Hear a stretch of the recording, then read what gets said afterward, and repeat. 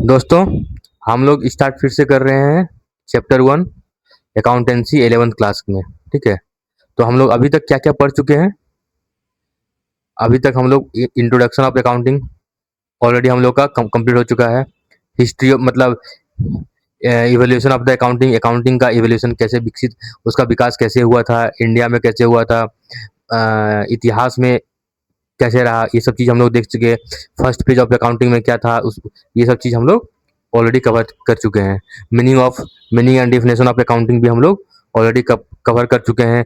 American institute of certified public accountant ने क्या definition दिया, अमेरिकन अकाउंटिंग ने क्या दिया, ये सब हम लोग का लेक्चर में कंप्लीट हो चुका है। करेक्टरिस्टिक ऑफ द अकाउंटिंग भी हम लोग ऑलरेडी कंप्लीट कर चुके हैं। क्या है उसका, identification of financial transaction and event, measuring the event of the transaction, recording, classifying, summarising, और क्या है, एनालिसिस एंड इंटरप्रिटेशन, कम्युनिकेशन। ठीक है, relationship between book keeping, accounting and accountancy भी हम लोग का हो चुका है। बुक कीपिंग का मतलब क्या होता है, जनरल में रिकॉर्ड करना।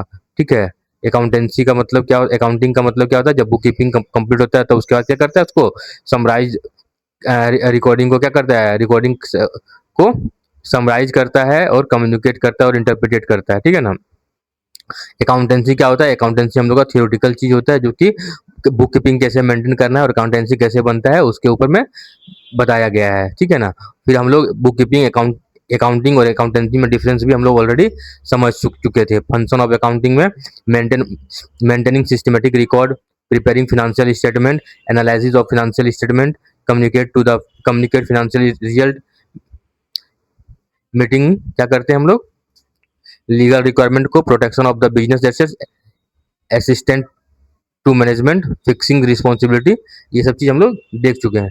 और अकाउंटिंग साइकिल भी हम लोग कंप्लीट कर चुके हैं। आज हम लोग जो शुरू करने, ऑब्जेक्टिव ऑफ अकाउंटिंग भी देख लिए, अकाउंटिंग आर्ट्स है या साइंस है, ये भी हम लोग लास्ट क्लास में देख चुके हैं। आज के क्लास में हम लोग क्या देखेंगे, advantage of the accounting, accounting का क्या, अकाउंटिंग का क्या लाभ है। ठीक है ना, उसका लाभ क्या होता है, financial information about the business, financial performance during the accounting period, that is the profit earn और loss incurred, and also the financial position as at the end of the accounting period is known through the accounting। क्या करते हैं हम लोग, जो भी business होता है, ठीक है ना, अकाउंटिंग व्यवसाय के लाभ हानि तथा वित्त स्थिति का हम लोग को क्या करता है, जानकारी देता है ड्यूरिंग द ईयर का, और in the end of the year में हम लोग को क्या करता है, हम लोग का लाभ हानि है और हम लोग का वित्त स्थिति मतलब फिनेंशियल पोजीशन का मतलब होता है हम लोग के पास एसेट्स कितना है और लायबिलिटीज कितना है।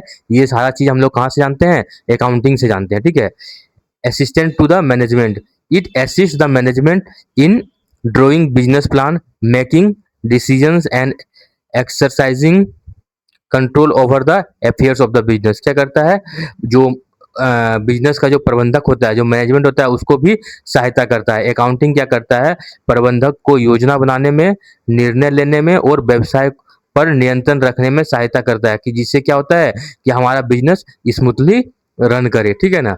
तीसरा क्या होता है, रिप्लेस मेमोरी। ठीक है ना, रिप्लेस मेमोरी का क्या अर्थ होता है, जो हमारा यादाश्त है स्मृति का स्थान लेती है। ठीक है ना।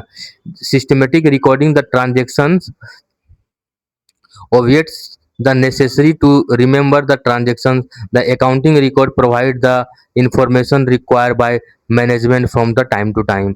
इसमें क्या होता है कि सभी लेन देन को क्या करते हैं हम लोग, सभी लेन देन को लिखित रूप में सुरक्षित रखते हैं। इससे क्या होता है कि यदि कोई आवश्यकता पड़ता है तो उसको हम लोग क्या कर सकते हैं, यदि इसकी हमें कोई याद या आवश्यकता पड़ती है तो उसको हम लोग देख सकते हैं, या तो फिर क्या कर सकते हैं, इसके लिए उन्हें याद रखने की आवश्यकता नहीं होती है। मतलब जब भी हमको जरूरत पड़ेगा तो हम उसको क्या करेंगे, देख लेंगे। हमको कोई भी चीज ज्यादा मेमोराइज करने का जरूरत नहीं है, क्योंकि हम लोग का सही से उसका रिकॉर्ड किया हुआ है। इसीलिए इसको क्या किया है, रिप्लेसिंग द मेमोरी, हम लोग का यादाश्त को भी रिप्लेस करता है। Systematic recording of transactions obviate the necessary to remain the transaction, हम ट्रांजेक्शन को हम लोग को याद रखने का जरूरत नहीं है।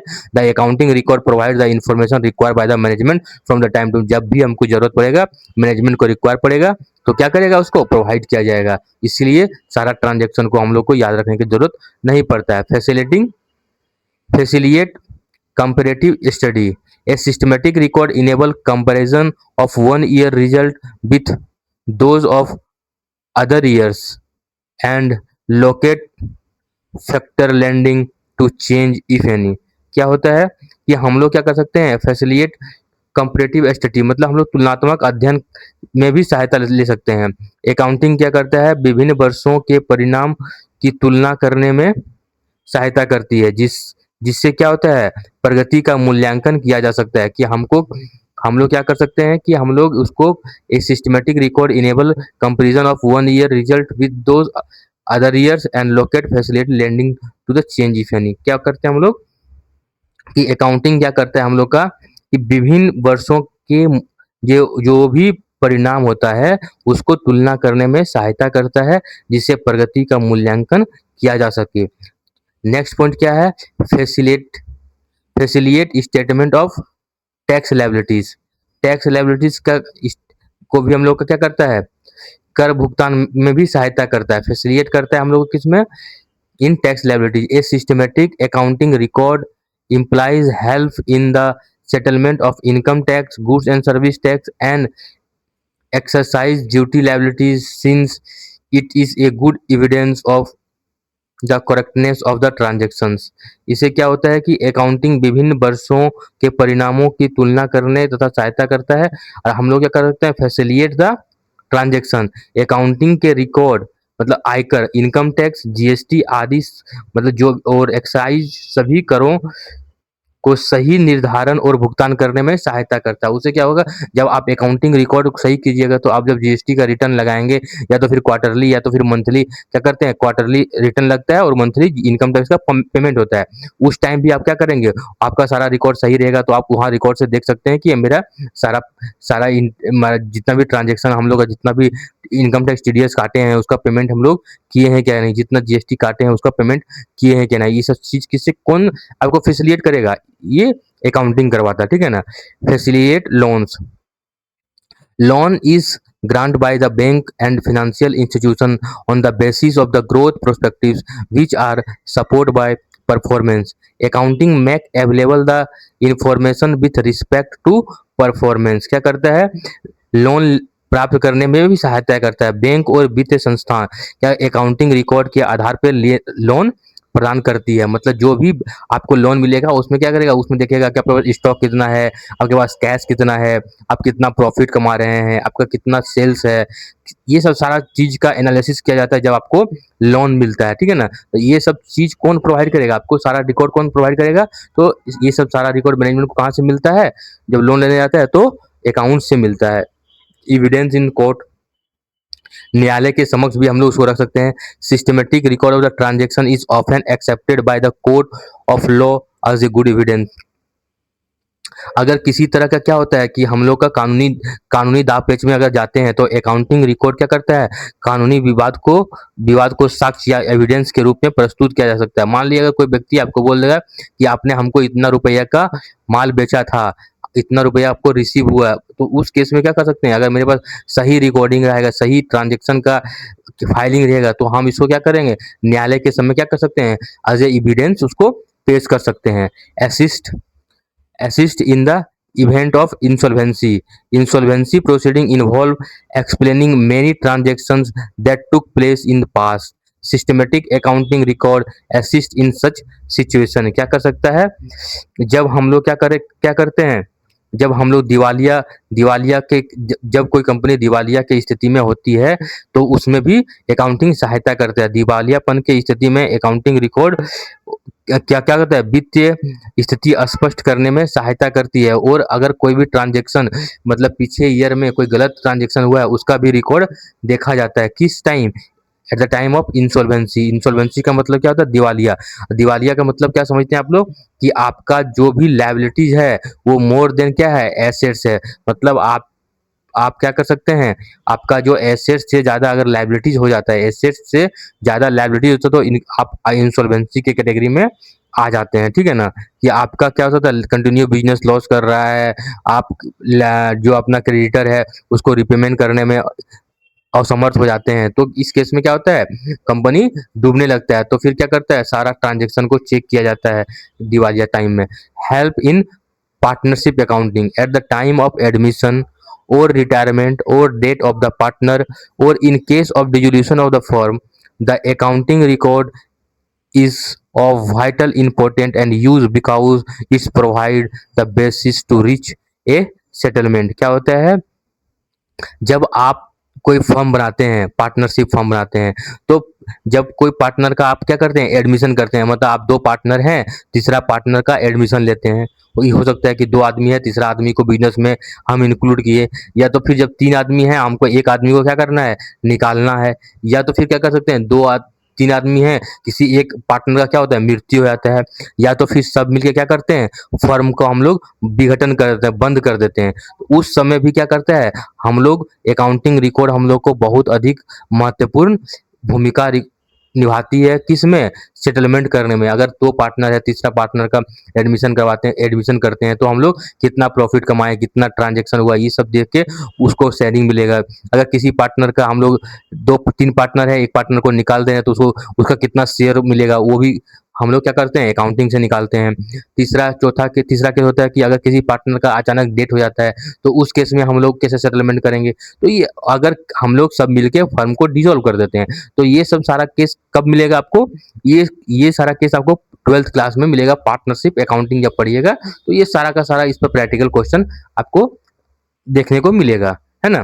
तो आप समझ गए कि अकाउंटिंग का क्या क्या इंपॉर्टेंस है, क्या क्या एडवांटेज है, क्या क्या लाभ है। सबसे पहले क्या करता है, financial information about the business. Business का जितना भी आपका फिनेंशियल इंफॉर्मेशन है, मतलब कितना लाभ है, कितना हानि है, कितना एसेट्स है, कितना लायबिलिटी है, वो मिलता है आपको।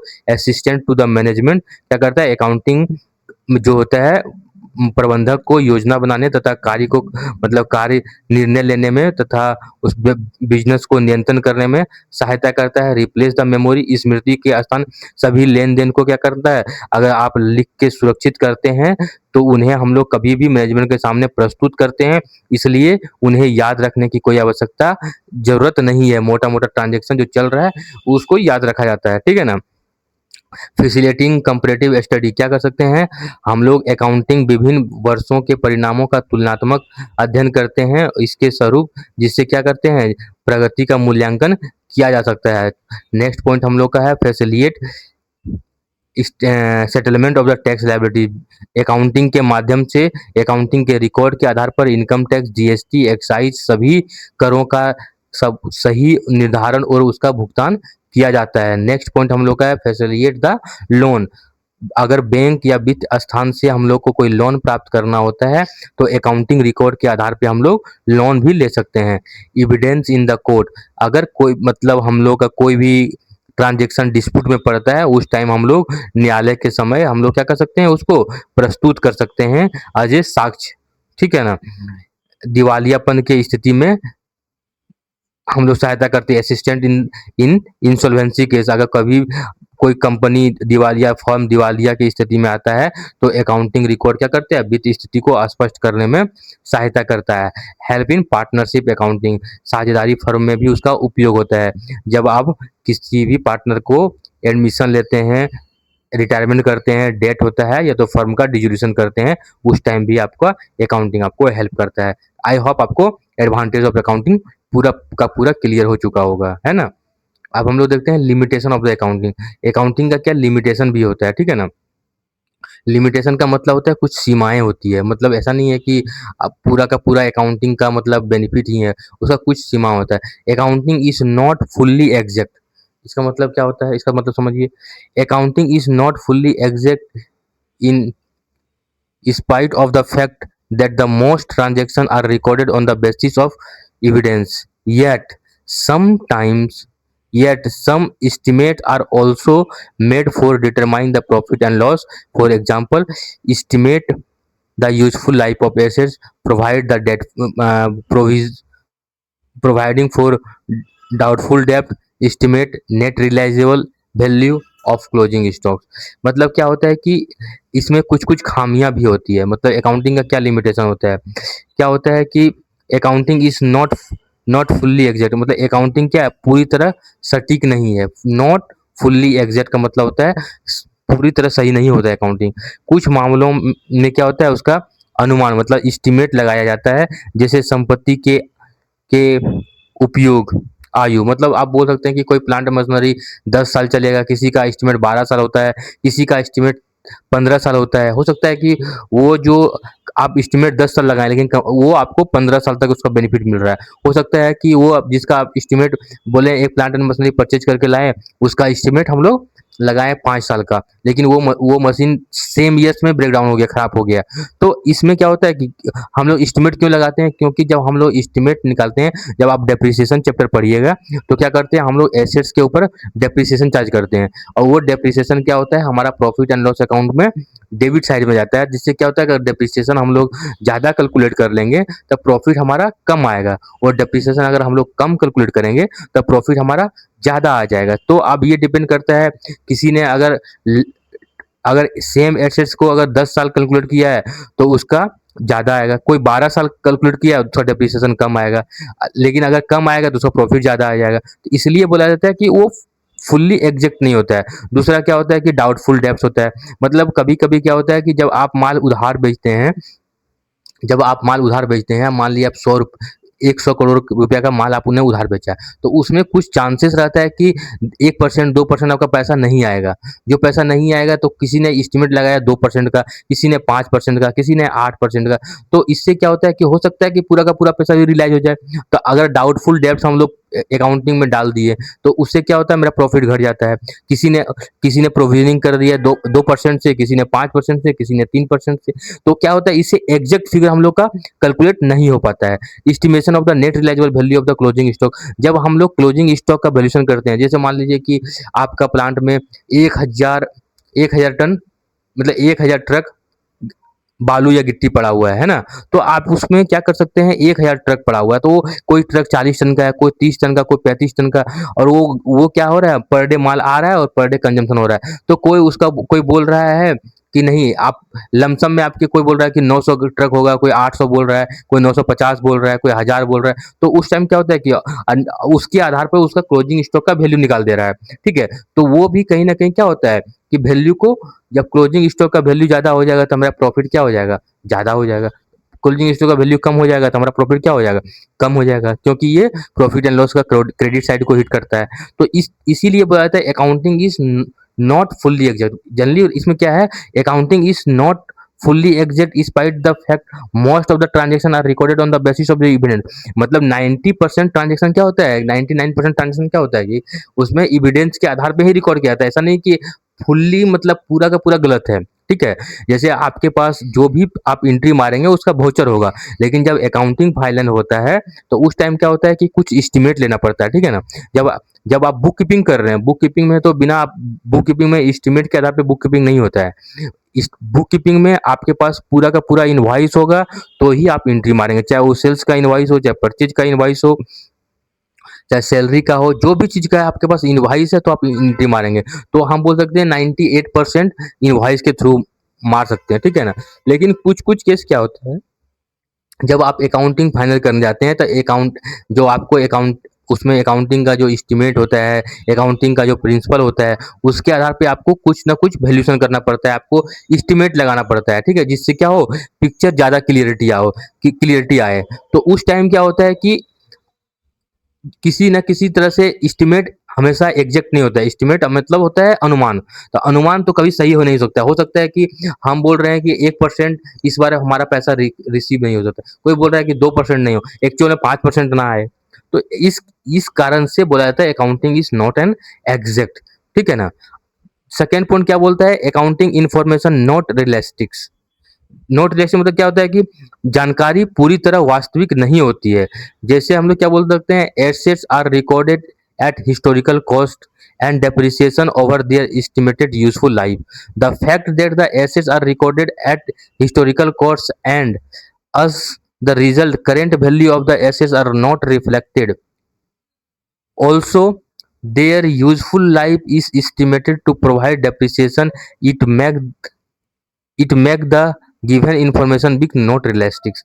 मतलब क्या होता है कि संपत्ति को क्या करते हैं हम लोग, ऐतिहासिक, मतलब जैसे मान लीजिए कोई प्रॉपर्टी को, एसेट्स को आपने आज से 5 साल पहले खरीदे हैं 50,000 रुपया में, ठीक है ना? लेकिन उसका क्या है और 5 साल में लेकिन उसका क्या होता है, हिस्टोरिकल हम लोग क्या कर सकते हैं, एसेट्स को हमेशा क्या करते हैं, हिस्टोरिकल कोर्स पर दिखाया जाता है, वर्तमान बाजार मूल्य पर नहीं, ठीक है। इससे क्या होता है, वास्तविक स्थिति नहीं दिखती है। मतलब जैसे मान लीजिए आप बैलेंस शीट जो बना रहे हैं, तो बैलेंस शीट में क्या दिखाएंगे, अभी भी 50,000 दिखाएंगे, जबकि आपने उस एसेट्स को क्या किए हैं, 5 साल यूज कर चुके हैं। तो 5 साल आप जब यूज कर चुके हैं, तो उसका एसेट्स का वैल्यू तो कम होना चाहिए, लेकिन बुक्स में क्या होता है, वही 50,000 दिखाया था, क्योंकि उसके रिस्पेक्ट में डेप्रिसिएशन चार्ज कर दिया जाता है, depreciation profit and loss account में चार्ज कर दिया जाता है। इसलिए बोला जाता है अकाउंटिंग इन्फॉर्मेशन क्या करता है, रियलिस्टिक नहीं होता है। मतलब उसमें क्या करता है, एसेट्स को जो रिकॉर्ड करते हैं हम लोग हिस्टोरिकल कॉस्ट पे, और डेप्रिसिएशन क्या करते हैं हम लोग एस्टिमेट के आधार पे लगाते हैं। तो एस्टिमेट भी गलत हो सकता है, किसी का एस्टिमेट लगा रहा है प्लान चलेगा 10 साल, लेकिन वो प्लांट हो सकता है कि 15 साल भी चल सकता है, हो सकता है 1 साल में भी खराब हो सकता है। तो उस केस में क्या हो सकता है, वो रियलिस्टिक नहीं होता है depreciation.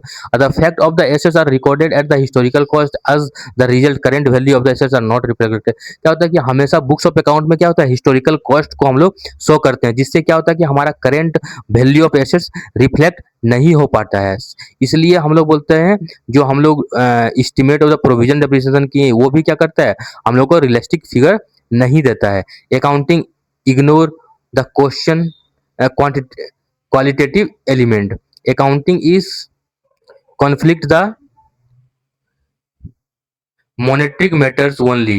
Therefore, quality element like quality of management and staff, industry relationship and public relationships are ignored. क्या बोलता है कि अकाउंटिंग क्या करता है, गुणात्मक मतलब आपके अंदर में क्या क्वालिटी है, उस चीज को इग्नोर करता है। अकाउंटिंग केवल उन्हीं चीज को रिकॉर्ड करता है जिनका क्या है, जिनका मनी टर्म में मापा जाता है। जैसे आप ऊपर में पढ़े थे, अकाउंटिंग उसी को किया जाता है जिस ट्रांजेक्शन या इवेंट को मनी में मापा जाता है। लेकिन अगर कोई प्रबंधक, कोई मैनेजमेंट की जो गुणवत्ता है, मतलब बहुत, अगर मान लीजिए कोई मैनेजमेंट बहुत ईमानदार है, बहुत ही कोई कर्मचारी बहुत ईमानदार है, कोई कर्मचारी बहुत ही योग्य है, तो उसका अकाउंटिंग नहीं किया जाता है। ये भी अकाउंटिंग का एक लिमिटेशन है। Accounting ignore the quality element. मतलब अगर कोई स्टाफ बहुत ईमानदार है, बहुत मेहनती है, बहुत अच्छा काम करता है, तो वो हम लोग का अकाउंटिंग में इन्वॉल्व नहीं किया, रिकॉर्ड नहीं किया जाता है। अकाउंटिंग क्या करता है, अकाउंटिंग वही ट्रांजेक्शन और इवेंट को रिकॉर्ड करता है जिसका हम लोग मनी टर्म में मेजरमेंट करते हैं, ठीक है ना। नेक्स्ट पॉइंट हम लोग का क्या है, accounting ignore the fact of the price level changes. Transactions are recorded at historical cost and according financial statement are prepared. Money as a measurement unit change in value frequency that it does not remain stable. Accounting, however, presume that the value of money remain constant at the same times. ठीक है ना। Next point में हम लोग क्या समझते हैं कि जो भी मूल्य है, मूल्य का स्तर में परिवर्तन की उपेक्षा की जाती है, ठीक है।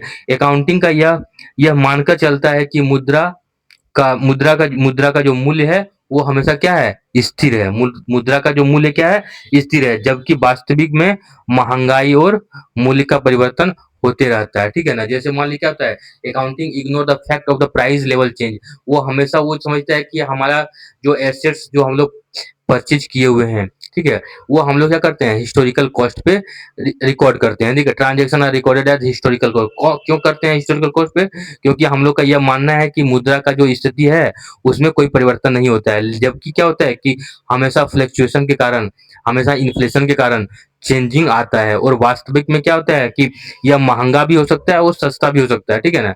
तो इससे क्या होता है कि हम लोग क्या पकड़ के चलते हैं, हम लोग का financial statement are prepare money as measurement unit. Money को हम लोग मनी मेजरमेंट में ही करते हैं, चेंज इन वैल्यू फ्रीक्वेंटली नहीं करते हैं। It does not remain stable. Accounting however present the value of money remain constant. वो हम उनका कहना है अकाउंटिंग का क्या, हम लोग यह मान कर चलते हैं कि मुद्रा का मूल्य हमेशा स्थिर रहता है, जबकि वास्तविक में महंगाई और मूल्य में परिवर्तन होते रहता है, ठीक है ना। नेक्स्ट पॉइंट क्या हम लोग का है, अकाउंटिंग में lead to window dressing. The term window dressing means manipulation. Window dressing का मतलब क्या होता है, manipulation of accounting in a minor so as to conceal vital fact and present the financial statement to show a better positions than what is actual is. Actual is. In this situations income statement that is profit and loss, जिसको हम लोग statement of profit बोलते हैं, will not give true and fair view of profit and loss, and the balance sheet will not give the true and fair view of financial positions of an enterprises. Window dressing का मतलब क्या था, कभी कभी क्या करता है कि बुक्स ऑफ अकाउंट में, जो बुक्स ऑफ अकाउंट जो जो खाता है उसको इस प्रकार प्रस्तुत किया जाता है कि वास्तविक स्थिति को बेहतर दिखाई जा सके। इससे क्या होता है, विंडो ड्रेसिंग कहते हैं। जैसे कि अभी क्या किया था, जैसे हम लोग क्या अभी अभी एचडीएफसी का केस अभी चल रहा होगा, अभी लोग सुने होंगे। एचडीएफसी का केस में क्या हुआ था, विंडो ड्रेसिंग हुआ था। एचडीएफसी का केस में क्या हुआ था, विंडो ड्रेसिंग हुआ था। क्या हुआ था, मैनेजमेंट क्या कर रहा था, मैनेजमेंट आप लोग को दे रहा है 4% इंटरेस्ट, लेकिन जो जिससे करोड़ों का पैसा लिया था उसको क्या दे रहा था, 6%। लेकिन 6% बुक्स ऑफ अकाउंट में शो नहीं कर रहा था, शो नहीं कर रहा, शो कितना कर रहा था, 4%। और 2% उसको अलग रूप से दिखा के कंपनी को पेमेंट कर रहा था 6%। तो वो क्या हुआ था, विंडो ड्रेसिंग। जिस कारण से क्या हुआ था, एचडीएफसी का शेयर अभी आप देखे होंगे कि धड़ल्ले से गिर गया था। मतलब 800-900 रुपए का शेयर गिर के कितना आ गया, 500-600 रुपया आ गया। और अभी आप उस पर क्या हुआ, केस भी चल रहा है। विंडो ड्रेसिंग का मतलब हुआ जो एक्चुअल फैक्ट, मान लीजिए आपके पास सेल हुआ 100 रुपया का, ठीक है, आप दिखा दिए 150 रुपया। क्यों दिखा दिए, क्योंकि सेल दिखेगा तो मेरा प्रॉफिट भी बढ़ेगा, ठीक है। सेकेंड थिंग, आप परचेज किए हैं 100 रुपया का, आप परचेज दिखा दिए 200 रुपया का। क्यों दिखा दिए, प्रॉफिट को कम करने के लिए। प्रॉफिट कम क्यों करेंगे हम लोग, प्रॉफिट हम लोग कम करेंगे तो हम लोग को टैक्स कम देना पड़ेगा, है ना। अगर हम लोग सेल्स को ज्यादा दिखा दिए, क्यों, अगर हमको लोन लेना होगा तो हम लोग सेल्स को ज्यादा दिखा देंगे, जिससे क्या होगा, प्रॉफिट मार्जिन ज्यादा दिखेगा तो बैंक को लगेगा कि कंपनी ज्यादा पैसा अर्न कर रही है, तो उसको ज्यादा टैक्स, ज्यादा मतलब लोन मिलेगा। तो इसको हम लोग बोलते हैं विंडो ड्रेसिंग करना। जो ओरिजिनल में है वो उसको ना दिखाकर उसमें मैनिपुलेशन, मतलब उसमें छेड़छाड़ करना, विंडो ड्रेसिंग है। अभी आपका करंट एग्जांपल क्या है, एचडीएफसी बैंक। अभी आप सब लोग न्यूज में सुने होंगे, अगर आप लोग न्यूज नहीं देख रहे होंगे तो आप लोग आप देखिएगा कि एचडीएफसी में अभी जो रिसेंट जो घोटाला हुआ है, मतलब जो विंडो ड्रेसिंग हुआ है वो कैसे हुआ है ना। ये भी एक ये भी एक मतलब आपका ये भी एक आपका सोर्स है। तो आप समझ गए कि विंडो ड्रेसिंग का मतलब क्या होता है। विंडो ड्रेसिंग का मतलब हो गया आपको कि जो भी चीज आपके, मतलब आपका जो ओरिजिनल बुक्स ऑफ अकाउंट, मतलब अगर आप 100 रुपया का सेल्स किए हैं तो 100 रुपया का मतलब शो कर रहा है। 100 रुपये का परचेज किए तो 100 रुपये का परचेज शो कर रहा है। तो वो क्या हुआ, true and fair view. True and fair view का मतलब क्या हुआ, पूरा सही तरीका से आपको बुक्स ऑफ अकाउंटिंग को प्रेजेंट करना। लेकिन कभी कभी क्या करता है मैनेजमेंट मतलब और अकाउंटिंग का टीम मिल के क्या करता है कि कंपनी को धोखा देने के लिए, शेयर होल्डर को, स्टेक होल्डर को बेवकूफ बनाने के लिए, ठीक है ना, कभी कभी आप ये लोग मतलब विंडो ड्रेसिंग का काम करते हैं। ये भी इसका एक लिमिटेशन है। तो हम लोग एक बार लिमिटेशन को देख लेते हैं। लिमिटेशन में क्या क्या था हम लोग का, लिमिटेशन में था इट्स नॉट फुल्ली एग्जैक्ट।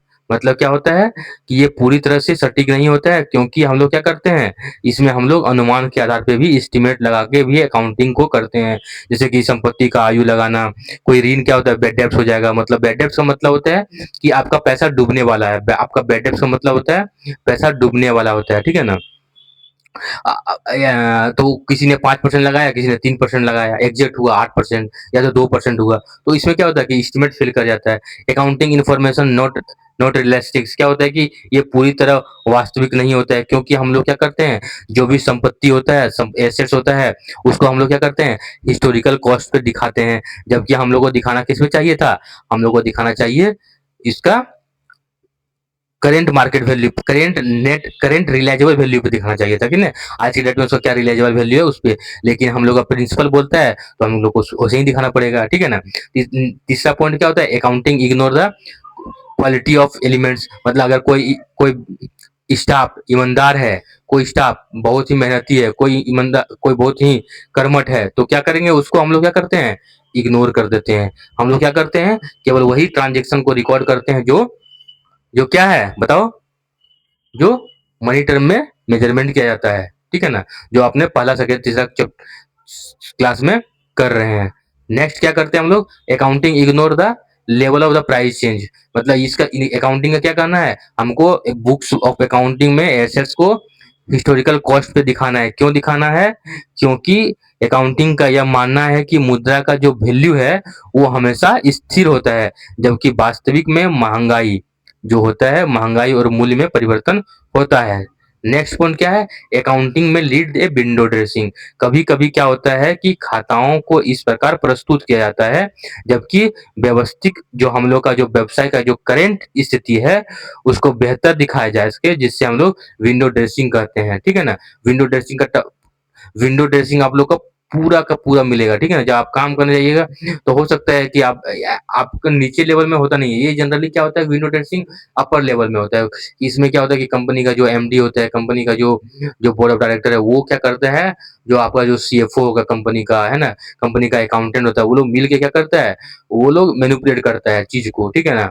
और कभी कभी क्या होता है कि फॉल्स इनवाइसिंग भी ले आता है। आपको लगेगा कि नहीं, इसका तो एविडेंस दिख रहा है, लेकिन हो सकता है कि आपका एविडेंस ही फॉल्स हो। आप उस चीज को पकड़ नहीं पाएंगे। उस चीज को पकड़ने के लिए आपको बहुत अधिक डेप्थ में जाना पड़ेगा कि हाँ, कभी कभी आपको लगेगा कि हाँ इसका तो इनवाइसिंग है, लेकिन एक्चुअल में वो रियल ट्रांजेक्शन था नहीं। एक्चुअल में उसका रियल ट्रांजेक्शन था नहीं। कभी कभी क्या करता है वो लोग, ट्रांजेक्शन को मैनिपुलेट भी कर देता है। मतलब ट्रांजेक्शन एक्चुअल में है नहीं, लेकिन उसका फॉल्स इनवाइसिंग करके, फॉल्स करके उसको बुक्स अकाउंट में दिखा दिया जाता है। ठीक है ना? इसको बोलते हैं विंडो ड्रेसिंग। ठीक है? तो आपको हाई होप अकाउंटिंग का आप लिमिटेशन भी अच्छा तरह से समझ गए होंगे, और आप एडवांटेज भी समझ गए होंगे। तो आज के लिए हम लोग क्लास को यहीं पे क्लोज करते हैं। नेक्स्ट क्लास में हम लोग इस चैप्टर को कंप्लीट कर देंगे। यूजर एंड फंक्शन इन्फॉर्मेशन करेंगे हम लोग। ठीक है? यूजर ऑफ अकाउंट्स इन्फॉर्मेशन कौन कौन है, इंटरनल यूजर कौन है, एक्सटर्नल यूजर कौन है, और हम लोग ब्रांच एंड सब field of the accounting complete करेंगे। उसके बाद हम लोग का ये चैप्टर कंप्लीट हो जाएगा। आई, है ना? आप लोग इसको आज लिमिटेशंस और इस क्या बोलते हैं इसको हम लोग, एडवांटेज को आप पूरा अच्छा तरह से पढ़ लीजिए, और पिछला सारा चीज को एक बार अच्छा से रिवाइज कर लीजिए, जिससे क्या होगा, आपको आने वाले क्लास में ज्यादा से ज्यादा बेनिफिट मिल सके। है ना? तो आज के लिए हम लोग क्लास को यहीं पे क्लोज करते हैं। आप वीडियो को अधिक से अधिक दोस्तों के बीच में शेयर कीजिए, चैनल को सब्सक्राइब कीजिए और लाइक कीजिए। तो आज क्लास यहीं पे क्लोज करते हैं। धन्यवाद।